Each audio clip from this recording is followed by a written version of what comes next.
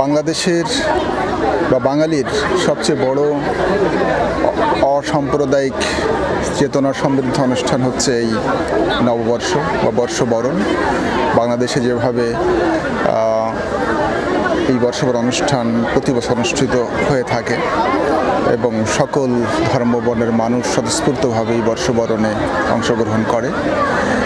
প্রবাসের মাটিতে এই সংযুক্ত আরব আমিরাতেও যে বর্ষবরণ অনুষ্ঠান হচ্ছে বিভিন্ন অঞ্চলে, বিভিন্ন প্রদেশে এবং কমিউনিটির মানুষের স্বতঃস্ফূর্ত অংশগ্রহণের মধ্য দিয়ে সেই বর্ষবরণ অনুষ্ঠানগুলো এরকম প্রাণবন্ত হয়ে উঠছে।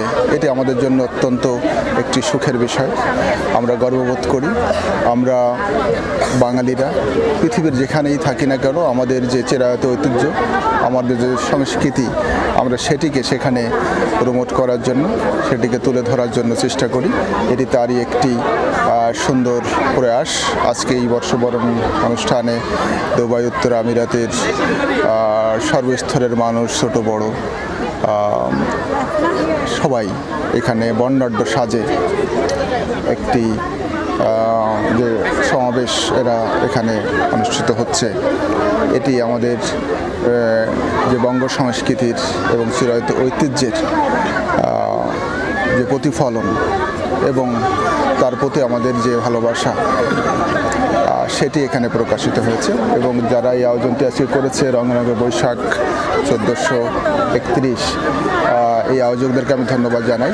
তাদের যে কনসেপ্ট এবং তারা আয়োজনের মধ্য দিয়ে তাদের এই স্টেজ থেকে শুরু করে প্রত্যেকটি জায়গায় তারা বাংলাদেশের সংস্কৃতিকে তুলে ধরেছে এবং এ থেকে অন্যান্যরা উৎসাহিত হবে এবং এভাবেই আমরা এই মধ্যপ্রাচ্য সহ পৃথিবীর সমস্ত জায়গায় আমাদের সংস্কৃতির যে সৌন্দর্য এবং মূল্যবোধ এটিকে আমরা ছড়িয়ে দেবো সব জায়গায়।